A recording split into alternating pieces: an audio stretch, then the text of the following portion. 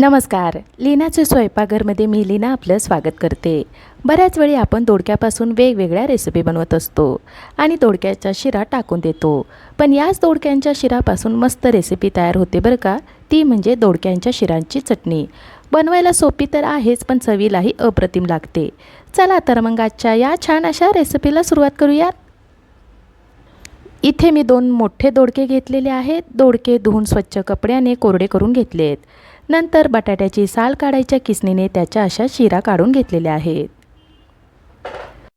कढईमध्ये पाव पळी तेल घालूया.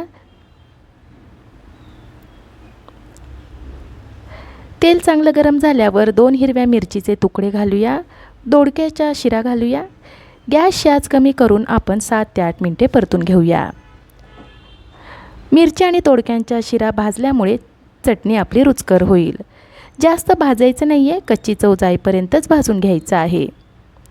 दोन्ही आपलं छान भाजून झालेलं आहे. गॅस बंद करून एका ताटामध्ये थंड होण्यासाठी बाजूला ठेवूयात.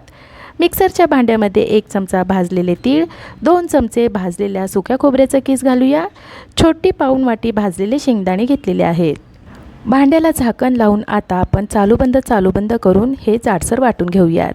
एकदम मिक्सर फिरवला तर याला तेल सुटेल. चटणीसाठी आपल्याला जाडसरच हवे आहे. मिक्सर चालू बंद करून झालेला आहे. झाकण काढूयात. आता याच्यामध्ये भाजून ठेवलेली मिरची, दोडक्याच्या शिरा आणि चवीनुसार मीठ घालूया. मीठ आपण आत्ताच घातल्यामुळे ते व्यवस्थित मिक्स होईल. झाकण लावून परत आपण हे जाडसर वाटून घेणार आहोत.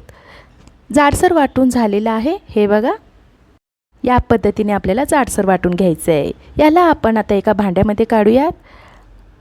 आता याला आपल्याला तडका द्यायचा असल्यामुळे एका भांड्यामध्ये पाव पळी तेल घालूया. तेल चांगलं तापलं की पाव टीस्पून मोहरी घालूया. फोडणी आपली करपू नये म्हणून इथे मी गॅस बंद केलेला आहे. पाव टीस्पून जिरे, चिमूटभर हिंग घालूया. फोडणी आपली थोडी थंड झाल्यावर वाटलेल्या मिश्रणामध्ये घालूया.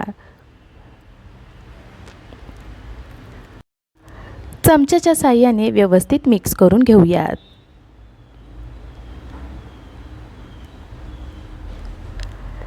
चटणी आपली छान मिक्स करून झालेली आहे. चटणीचा वासही छान येतोय.